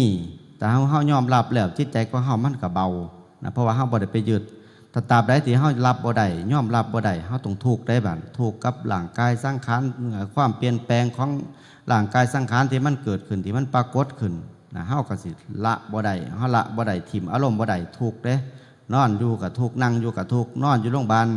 ก็ทุกข์ข้างอยู่โอ้ยอยู่คือคนบ่ได้ภาวนานี่ถ้ามันบ่เกิดขึ้นกับไผก็บ่จักแต่ว่าสำหรับตัวเจ้าของเนี่ยอาตมาถ้ามันเวลามันมีความทุกข์ขึ้นหรือเจ็บไข้ได้ป่วยนี่ยาแทบสิบ่ได้ฉันนั่งเถื่อภาวนาเอาภาวนาเอาแม่นอยู่กุฏิกุตังทำบ่ไหวอีนี่ก็ถึงขันว่าเคยแล้วพับผาพับแพร่เตรียมกายเตรียมใจพร้อมนะเสียหลายกรรมฐานตายกันมันตายแบบงามๆนะเพราะว่าอย่างเฮาได้ฝึกมันพร้อมเด้ไม่ใช่ญาติโยมเฮาถ้าบ่ถึงความตายที่มันเข้ามาเนี่ยบางทีเฮาสิบ่ฮู้จักนะเฮาสิได้ยินซื่อๆล่ะคืออาจารย์เล็กเพิ่นเทศไปผ่านมานะเฮาได้ยินก็ได้ยินได้ฟังไปซื่อๆบางเทื่อมันบ่เกิดปัญญานะมันบ่เกิดปัญญาเฮาก็คิดแต่ว่าภาคปฏิบัติกับทฤษฎีมันบ่คือกันแต่ภาคปฏิบัติที่มันจวนตัวเข้ามาเนี่ยนั่นล่ะคือภาคปฏิบัติที่เฮาสิได้ใส่ฉะนั้นการมาอยู่บนโลกใบนี้ของหมู่เฮาถือว่าเฮามาทดสอบสิผ่านหรือบ่ผ่านนี่มาปฏิบัติธรรมสุปีหลวงพ่อเพิ่นจัดหมู่เจ้าเบิ่งใจเจ้าของเด้อผ่านบ่เจ็บไข้ได้ป่วยแต่ละมื้อแต่ละเว้นแขวร้อนนั่นสิกับใจหายวั่มมาปลายแล้วได้แขวกูปีนี่หายไปแล้วเล่มหนึ่งนะหายไปแล้วเล่มหนึ่งหรือว่าผมมันงอกหลายนะหรือว่ามันเจ็บหลังปวดเอวไปบ่ได้เจ็บขาปวดแข้งนะนักแล้วได้กูปีนี่แล้วให้มองถึงความเป็นจริงว่ามันก็ถึงสี่ละร่างกายสังขารก็ให้มองถึงความเป็นจริงหลักของอริยสัจบ่มีเปลี่ยนแปลงไปไสดอกเต๋าหูตามเหตุตามปัจจัยของมันเกิดอยู่นี่มันก็สิดับอยู่นี่ล่ะนะถ้าเราเห็นตามความเป็นจริงเฮาสิบ่ทุกข์กับมันว่างใจให้เป็นหามองว่างจิตว่างใจเจ้าของให้เป็นในการมาปฏิบัติธรรมบ่แม่นว่าเอานะมาเว้าเล่นเว้าหัวกันได้นะมาปฏิบัติธรรมนี่คือเอาความจริงมาเว้าสู่กันฟังนะครูบาอาจารย์ผู้เพิ่นแสดงธรรมก็เอาความจริงมาเว้าสู่หมู่เฮาฟังคือกันนะเอาความจริงบ่แม่นว่ามาเว้าหัวเตินไปมันก็บ่เกิดประโยชน์อีหยังนั่นนะบ่เกิดประโยชน์แต่ว่าหัวเตินไปกับเพิ่นไปซื่อๆดอกบัดเอาอีหลีน่ะจักเพิ่นเทศอีหยังดอกเพิ่นว่าม่วนอยู่แต่ว่ามันบ่ได้สาระแต่ว่าถ้าเอาความจริงมาเว้าสู่เฮาฟังน่ะเฮาสิได้เกิดประโยชน์นะเมื่อณตอนนี้เฮาอาจจะบ่เห็นค่าเฮาอาจจะระลึกบ่ได้แต่ว่าถ้าจุดหนึ่งที่เฮาได้นอนโรงพยาบาลหรือว่าเฮาเจ็บไข้ได้ป่วยมาธรรมะตัวนี้ที่เฮาได้ยินได้ฟังอยู่บ่อยๆนี่มันสิพุทธขึ้นมาทันทีเลยเฮาสิได้เลิกเข็นหน้าหลวงพ่อนั่นหลวงพ่อนี่ครูบาอาจารย์เพิ่นสอนเพิ่นเทศน์เพิ่นบอกเพิ่นกล่าวพุทธขึ้นมานะโอ้มันเป็นจังซี่นะธรรมะนี่ล่ะนี่คือของจริงที่มันเกิดขึ้นนะฉะนั้นหลักอริยสัจนี่คือให้เฮายอมรับความจริงบ่แม่นว่าทุกข์มีก็ให้หนีทุกข์บ่แม่นเด้ทุกข์มีก็ให้เบิ่งมันนั่นล่ะเฮาก็อยู่นำกันนี่ล่ะอยู่นำกันฝึกนำกันเห็นนำกันนี่ล่ะแต่ว่าเพียงแต่ว่าเฮาเห็นจังใดมันจังสิบ่ทุกข์เห็นจังใดเฮาจังสิสามารถข้ามทุกข์ตัวนี้ได้ ขามโดยที่อาศัยปัญญาของเฮาขามเด้บ่แม่นว่าขามโดยอวิชชาคือความบ่รู้ทุกข์อยู่หม่องนี้แล่นนี้ไปหม่องนี้นะบ่แม่นแนวนั้นนี่คือเหตุของการฝึกการหัดของเฮาการประพฤติปฏิบัติ อีกข้อหนึ่งบัดคือข้อที่4ชีวิตของเฮามันหน่อยนะญาติโยมเฮาอย่าประมาทนะพุทธลักษณ์นี่คือขอธรรมพระพุทธเจ้าของเฮาเพิ่นสอนไว้อย่าสิพากันประมาทบ่หลายเด้เกิดมานี่น้อยเดียวนะน้อยเดียวเปรียบเสมือนน้ำค้างบนยอดหญ้าในทางพุทธศาสนายอดหญ้าของเฮานี่ก็คือมันเฮาเว้าไปแล้วคือจังมันยังหลายกว่าพุ่นเด้มันข้างอยู่แต่ว่าเฮาลองกั้นลมหายใจเบิ่งแป๊บเดียวนะน้ำบ่ทันระเหยอยู่ใจเฮาสิขาดก่อนแล้วนะฉะนั้นโอ้ยมาเกิดเบิ่งพระพุทธเจ้าเพิ่นว่าน้ำค้างบนยอดหญ้าน้อยกว่าตัวนั้นยังหลายกว่าลมหายใจของเฮาเข้าลมหายใจของเฮาออกเฮาอยู่ย้อนซุมื้อนี่อยู่ได้ย้อนลมหายใจเข้าลมหายใจออกแต่เฮาได้ภาวนาอยู่เบิ่งกับลมหายใจฝึกหัดอยู่เฮาก็สิบ่ประมาทนะการใส่ชีวิตของเฮาการทำมาหาอยู่หากินอยู่กับลูกกับเต่าอยู่กับลูกกับหลานอยู่กับครอบครัวนะอยู่กับไร่กับนาอยู่ได้บ่ก็อยู่ได้แต่ว่าอย่าไปยึดนะเฮาจะไปยึดนะอย่าไปยึดหลายเฮาก็อยู่นำกันนั่นล่ะก็บ่นว่าครูบาอาจารย์พระเจ้าพระสงฆ์หรือพระพุทธเจ้าเพิ่นสิให้ออกบวชเบิดดอกนะแต่ว่าเฮาก็ต้องมีปัญญาเอาปัญญาของเฮานี่แนบเข้าไปนำฝึกไปนำคัดมันไปนำเฮาอยู่กับฆราวาสเพศฆราวาสแต่ว่าเฮาก็ปฏิบัติธรรมได้เฮาปฏิบัติธรรมก็คือการบ่ไปยึดมั่นถือมั่นอีหยังจนเกินไปนั่นล่ะใส่ชีวิตแบบเรียบง่ายวิถีชีวิตของเฮาอยู่น้ำบ้านน้ำเฮือนน้ำลูกน้ำหลานก็อยู่ไปนะไปเหมือนในเมื่อมันเหตุปัจจัยมันได้ซ้ำนี่เฮากับภาวนาได้ซ้ำนี่ค่อยเป็นค่อยไปแต่ว่าทุกสิ่งทุกอย่างอย่าไปยืดแห้งถ้าตราบใดที่เฮายืดปั่นถ้าเฮายืดมั่นถือมั่นเกิดขึ้นแล้วนะหมู่เจ้าก็สิติดได้บาดถ้ายืดย่างเข้าไปมันก็สิติดมันก็สิไปบ่ได้มันก็บ่ได้ภาวนาเท่านั้นแล้วนี่คือเฮาเสียศักดิ์ศรีของการประพฤติปฏิบัติธรรมนั่นทีถ้าว่าวัดใดก็แล่นไปสู่วัดสู่หม่องสู่งานนะบ่รอบุญบ่รอว่าแต่ได้ยินข่าวว่าปฏิบัติธรรมมาทางกูเตรียมของก่อนหมู่ละโซเพิ่นว่าหอบไปแต่จากบ้านจากเขื่อนไปส่งแม่แน่เพิ่นว่าบ่เวลาไปแล้วก็กลับมาก็คือเก่าก็บ่แม่นได้มันต้องเปลี่ยนเด้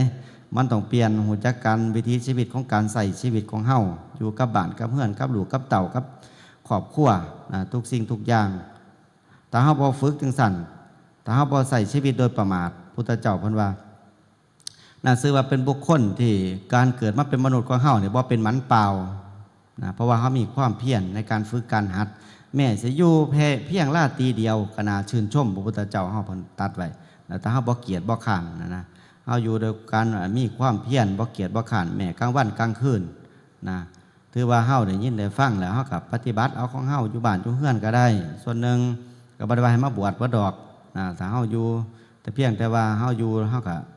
จะไปอยู่กับลูกกับเต่ากับบ้านกับเฮือนก็จะไปติดเท่านั้นล่ะอย่าไปติดแห้ง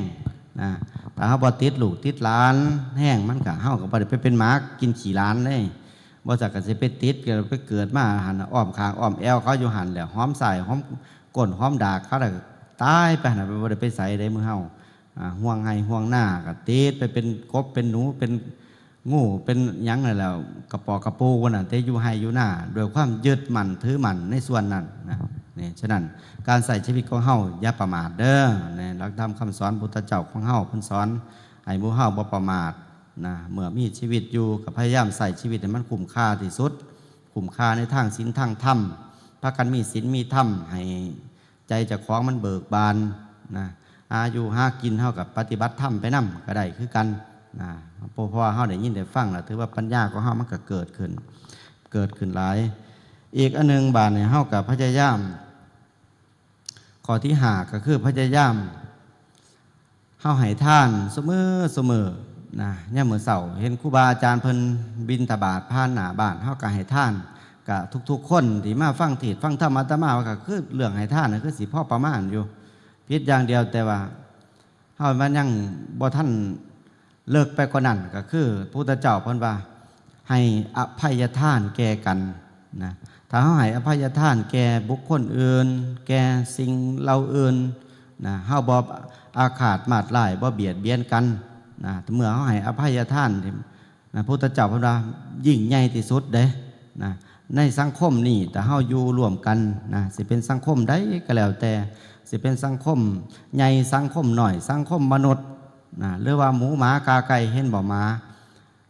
มันบอกเคยให้อภัยกันนะเวลาเขาเกลือเขากาดกันหูขาดหูกินหูบินไปโดยของมันนะคือมันบ่หูจักมันบ่หูจักให้อภัยกันนะพิษแน่ยังแน่ก็ตีกันเห็นบ่ไก่ตีกันจนหัวโปกหัวโปเบิดแต่ว่าสังคมมนุษย์เท่าบ้านเนี่ยแต่เฮาปฏิบัติธรรมลูกเต่าหายแน่ก็อดเอาได้แม่ว่าซั่นนะอดเด้อใจอดเด้อใจว่าซั่นเด้อลูกเต่าหายแน่ก็อดเอาให้อภัยมันเถาะบ่เป็นหยังดอกเฮาปฏิบัติธรรมว่าซั่นคิดไว้จังซั่นเด้ถ้าเจ้าบ่คิดจังซั่นห่วยโอ้ยปานนี่ว่าเขาวัดเขาว่าฟังเทศน์ฟังธรรมอีแม่เอ้ยเอาไปมาเจ้าบ่ได้อีหยังเลยเขาสิว่าคืนบักโกบักโม่ได้หมู่เฮาให้อภัยเฒ่าอยู่เฮือนมาวนนี่ก็ปฏิบัติธรรมเฮาปฏิบัติธรรมให้อภัยรักษาเมาเหล้ามาว่าซั่นก็เมาเหล้ามาหอดเฮือนหอดซ่านก็ให้อภัยให้อภัยโอ้ยเอาแต่งข้าวแต่งน้ำให้เราได้กินหันเฮ็ดจังได๋ล่ะเลอะโตนเล่าเลอะโตนกันว่าซั่นเลอะโตนเจ้าเด้เฒ่าเอ้ยจะแม่นบุญเจ้ามันจะแม่นหน่อยน้อว่าซั่นคือเห็นไปจังซั่นเพราะว่าข่อยสิให้อภัยเจ้าซะข่อยบอกอันนี้เจ้าดอกว่าซั่นข่อยได้ปฏิบัติธรรมแล้วปฏิบัติธรรมต้องฮู้จักให้อภัยซึ่งกันและกันนะเพราะว่าเฮาพุทธเจ้าเพิ่นว่าให้อภัยทานบ่เบียดเบียนบ่เกณฑ์ข่าบ่ประทุษร้ายหลายสิ่งหลายอย่างถ้าเฮาอยู่ได้เฮาฮู้จักให้อภัยกันมันก็เกิดความร่มเย็นขึ้นมากับจิตกับใจของนักประพฤติปฏิบัติธรรมเท่านั้นแหละเฮาบ่ได้ไปอาศัยอย่างอื่นได้บัดบ่ต้องไปเว้าดอกเรื่องอื่นเพราะว่าเฮาถ้าได้มีจิตใจที่มันน้อมมาสู่ธรรมะแล้วมันอ่อนเองมันดอกญาติโยมเฮามันสิฝึกถ้าได้ฝึกได้หัดอ่อนลงไปซ้ำนึงก็ให้อภัยไปบ่ถือโทษโกรธเคืองบ่อาฆาตพยาบาทกันแน่บัดเวลาเหตุมันเกิดบาดตายไปบาดเหตุตัวนี้มันก็ส่งผลให้เฮาเด้ส่งผลให้เฮาเกิดมาก็เป็นคนหูตางามตัวสังเกตบางคนเนี่ยถ้าสร้างให้กันเขียนให้กันถ้าเพิ่นได้เสียงตาหน่อยใส่หึยเพิ่นว่าข้าเพิ่นได้หึยคำนึงขึ้นมาล่ะจักมันความหมายว่าจะได้หึยแต่ว่าคือจังเครียดแต่เขาซักแท้ๆได้สังเกตบ่ครับเพิ่นได้เสียงตาหน่อยใส่จังหน่อยได้หึยเพิ่นว่าอุ้ยก็จังด่าโคตรพ่อโคตรแม่เฮานี่นะนั่งเตือเขาบ่ฮู้ความหมายดอกแล้วบ่ใหญ่เฮาหูยบ่เขาบ่หึยแปลว่าหยังแต่ว่าหัดความหมายคือจังเครียดเอาซะแท้ๆได้เห็นคือจังด่าโคตรพ่อโคตรแม่เฮาเตือเวลาเพิ่นเกียรติให้กันเสียงตาหน่อยใส่หึยโอ้นี่เฮาเกิดมาบางหูตาเฮามันก็สิสวยสิงามสิจบสิงามเพราะว่าเฮาบ่ได้เห็นว่าบางคนตาเล่ตาล่อไปก็มีตัวนั่นน่ะคือความเบียดเบียนความพยาบาทบางเทื่ออิจฉาตาหลอนริษยาเกิดมาก็ได้ผลกรรมตัวนั้นล่ะมันส่งผลเองมันกรรมเป็นสิ่งที่มันเกิดขึ้นมาตกแต่งให้ร่างกายสังขารของเฮาสมบูรณ์แน่บ่สมบูรณ์แน่กระล้วนแต่กรรมคือการกระทำของเฮาในชาตินี้ล่ะนี่หมู่เฮาประพฤติปฏิบัติรักษาศีลเฮาก็ต้องเป็นผู้มีผิวพรรณวรรณะจบงามแล้วต่อไปพยายามรักษาเอาฝึกเอาเวลาของเฮามันบ่หลวงหลายอีหยังเกิดมาอีกอันสุดท้ายมันข้อ6อันตมาจากฝากน้ำแนงก็คือสตินี่ก็คือว่าเป็นเครื่องอุปการะคุณต่อโลกพุทธเจ้าเพิ่นว่าหมู่เฮานี่ถ้าเฮาอยู่โดยสติถ้ามีสติสตังใส่ชีวิตเฮาก็สิบ่ประมาททุกสิ่งทุกอย่างมันสิครอบคลุมไปเบิดอยู่เสมอนี่เฮาใส่มีสติสตังนี่ก็บ่เฮ็ดให้เฮาทุกข์บ่เฮ็ดให้เฮาเดือดร้อนใจในการดำเนินชีวิตในการใส่ชีวิตของเฮาแม่นสิไปไสมาไสแม่นสิอยู่จังไดแม่นสิอยู่บ้านอยู่เฮือนแม่นสิวัดอยู่ว่าถ้ามีสติสตังมันสิเจ็บไข้ได้ป่วยนอนโรงพยาบาลนี่ล่ะธรรมะที่มันเกิดขึ้นก็ย้อนให้มีสติตัวนี้สิเขาไปควบคุมเบิดทุกสิ่งทุกอย่างถ้าเฮาฟังน่ะก็ลอยไปแต่การแหลกของการสุดท้ายหรือว่าเจ็บไข้ได้ป่วยมานอนโรงพยาบาลมาแต่บ่มีสติสตังหมู่เจ้าเบิดได้จบเลยเด้ไม่ใหญ่เอ๋ยญาติโยมเฮาเอ๋ยบ่ได้อีหยังเด้ผลที่เฮาได้ยินได้ฟังนี่บ่เกิดขึ้นแก่เจ้าของเด้บ่ได้เสียค่าเปล่าไปซื่อๆฉะนั้น ถ้าเขามีสติสตังนะในการฟังธรรมะพระพุทธเจ้าครูบาอาจารย์เพิ่นได้นำขึ้นมาแสดงแก่หมู่เฮาได้ยินได้ฟังแล้วก็พยายามนะนำไปพัฒนาเจ้าของฝึกหัดเจ้าของให้มันได้ประโยชน์สูงสุดนะในการนำพาชีวิตของเฮาให้มันเกิดความร่มเย็นนะเพราะเฮาสิหาโอกาสมานั่งอยู่จังสี่ยากตัวยากนะในเมื่อมันมาได้มาแล้วได้มาฝึกมาหัดนำกันแล้วนะก็ครูบาอาจารย์ก็ดีอกดีใจให้ได้หมู่เฮาได้มาฟังเทศน์ฟังธรรมนะมีอิหยังกับเว้าสู่กันฟังธรรมะที่มันเกิดขึ้นที่เพิ่นประพฤติปฏิบัติมาหลายรูปหลายองค์บ่ต่างว่าองค์นั้นเทศดีองค์นั้นเทศบ่ดีในส่วนที่เฮาได้ส่วนที่ไม่มีประโยชน์นะเพราะว่าธรรมะครูบาอาจารย์เพิ่นนำมาถ่ายทอดหรือว่านำมาเว้ามันก็อาจถือจริตกับบางคนอาจจะถือจริตกับนะบ่ถือจริตทั้งเบิดนะอาจจะเลือกได้เฮาก็คือกันกับเฮาไปหาอยู่หากินนี่แหละเฮาก็เลือกเอาในส่วนที่มันดีหาอยู่หากินเห็นบ่เฮาลงไห้ลงหน้าลงหัวลงสวนสอนหวกบางเทื่อก็สอนไปก็ถือขี่ข้วยขี่งัวไปนำแน่ได้โตแม่งละง่ำน้ำแน่ได้โตหวกน้ำแน่เฮาก็เอาในส่วนนี้ไปขี่ข้วยขี่งัวเป็นขี่เหอะเฮาก็สิถิ่มสินะนี่คือกันกับหาอยู่หากินของหมู่เฮาธรรมะคือกันพระพุทธเจ้าครูบาอาจารย์เพิ่นเทศเพิ่นบอกเพิ่นกล่าวเพิ่นสอนมันมีหลากหลายเฮาก็เลือกฟังแล้วแต่ว่าเฮาก็พยายามเก็บเกี่ยวเอาเข้ามาให้มันได้ประโยชน์หลายที่สุดนั่นแหละกับชีวิตของเฮาในการที่ว่าเฮามาประพฤติปฏิบัติธรรมให้มันครบวงจรแล้วเมื่อครบวงจรแล้วเฮาก็สิเกิดความผาสุกในจิตในใจของเฮาต่อไปในภายภาคหน้าหมู่เฮาก็สิบ่ได้กลับมาเดือดเนื้อร้อนใจในการดำรงชีวิตในการใส่ชีวิตของเฮามื้อนี้อาตมาก็ถือว่าให้มาให้ธรรมะหรือว่ามาให้ขอคิดเล็กๆน้อยๆต่อไปก็คงจะมีครูบาอาจารย์เพิ่นมาบรรยายธรรมเหลืออีกรูปหนึ่งคือหลวงพ่อทินฉะนั้นเมื่อเฮาฟังหลักอริยสัจแล้วผ่านไปแล้วอาตมาสิขอให้พรก่อนลงให้พรก่อนลงเพราะว่านี่ถือว่าเกือบหลังธรรมะแล้วเด้อนี่บ่ายตีสองกว่าแล้วสิให้พรหน่อยๆดอกให้พรหน่อยๆแต่ว่าให้พรตามความจริงให้พรตามความจริงของเฮาพนมมือไหวบานแล้วสิให้พรน้อยๆดอกแต่ว่าก่อนสิลงได้บานให้พรก่อนบางหันเนี่ยเว้าความจริงสู่ฟังแล้วหนึ่งขอพรเสียพร3 ประการแก่หมู่เฮา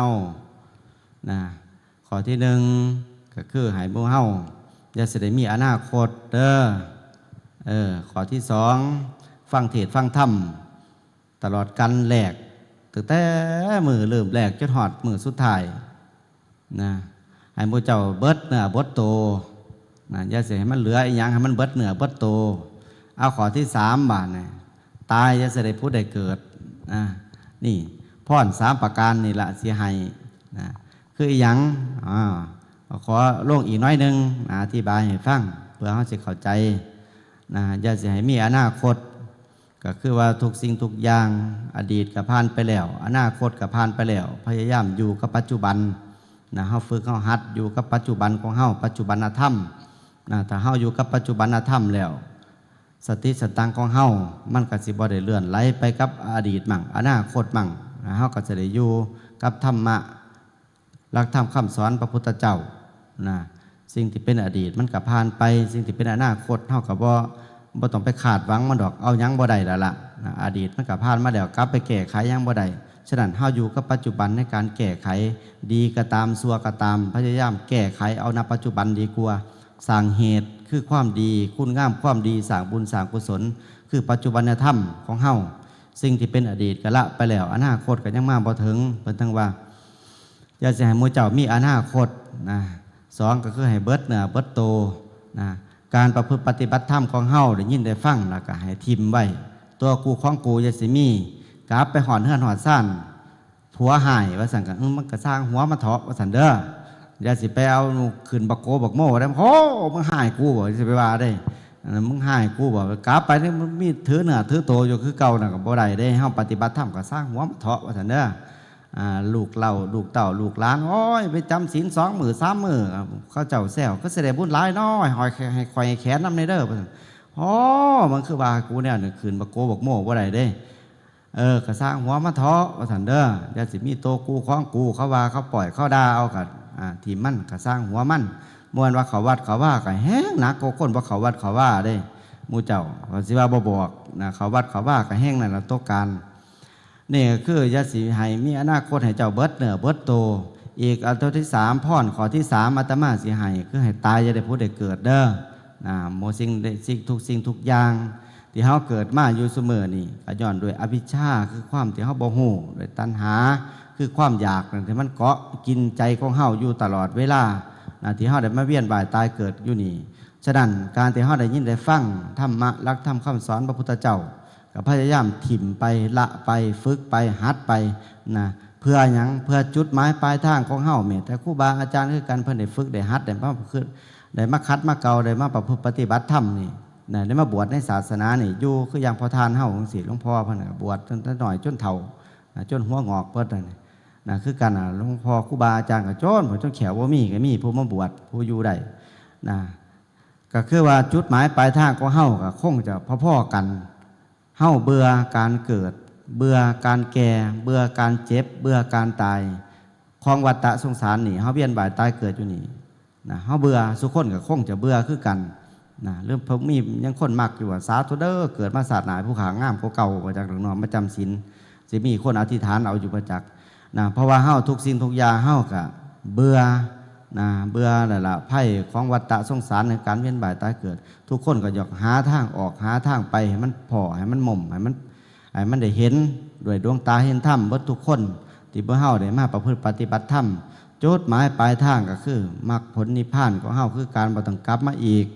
การเวียนว่ายตายเกิดมันก็สิจบถือว่าจบภพจบศาสตร์กันนะแม้นมันบ่จบก็ขอให้มันเป็นให้มันมีเชื่อนะมีเชื่อธรรมะหรือว่าเชื่อปัญญาของเฮาเพื่อว่าเฮาสิได้ละได้ทิ่มได้ปล่อยได้ว่างไปในอนาคตการพุ่นละนะฉะนั้นมื้อนี้อาตมาก็คงจะขอใส่เวลาพอประมาณเพราะว่ายังเหลือครูบาอาจารย์อีก1รูปนะหลวงพ่อเพิ่นเป็นองค์แสดงธรรมต่อไปนะเพื่อว่าหลังจากนั้นก็คงจะได้ทำสวดมนต์ทำวัดเป็นลำดับต่อไปอาตมาภาพเองก็ขออนุโมทนานำพอใหญ่เมใหญ่พอออกไม่โตนเฮาที่ได้มาประพฤติปฏิบัติธรรมในมื้อนี้นะขอผลบุญพวกกุศลอันนี้จงให้โมเป็นภาระเป็นปัจจัยให้พวกเฮาได้พากันเกิดได้ดวงตาเห็นธรรมได้มีเสื้อนอเนื้อพุทธะฝังไว้ในจิตในใจหลายภพหลายศาสตร์ต่อไปในภายภาคหน้าก็ขอให้พวกเฮาได้ก้าวเข้าสู่มรรคสู่ผลได้เห็นมรรคเห็นผลผลละด้วยดวงสติดวงปัญญาของพวกเฮาจนตามเข้าสู่มรรคสู่ผลนิพพานผลละเด้อเอวังสาธุเตรียมตัวกราบท่านพระอาจารย์พร้อมแล้วกราบที่แสดงพระธรรมเทศนาจบลงไปคือท่านพระอาจารย์สุวรรณทิตยานโนวัดป่าโพผาชันก็ขอกราบขอบพระคุณองค์พ่อแม่ครูบาอาจารย์ที่ให้คติธรรมแก่ศรัทธาญาติโยมใครญาติโยมใครจะบูชาธรรมท่านก็เจริญพรเด้อเจริญพร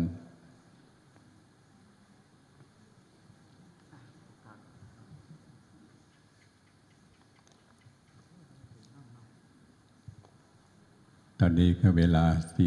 2:45 นาทีก็ยังมีเวลาพอสมควรใครจะบูชาธรรมท่านพระอาจารย์สุวรรณก็เจริญพรสาธุสาธุ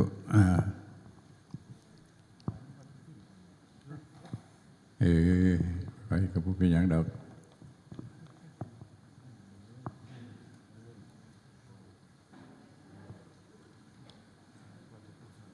สาธุสาธุสาธุหลังจากที่ท่านญาติโยมถวายเครื่องไตรยธรรมบูชาธรรมแล้วจะพา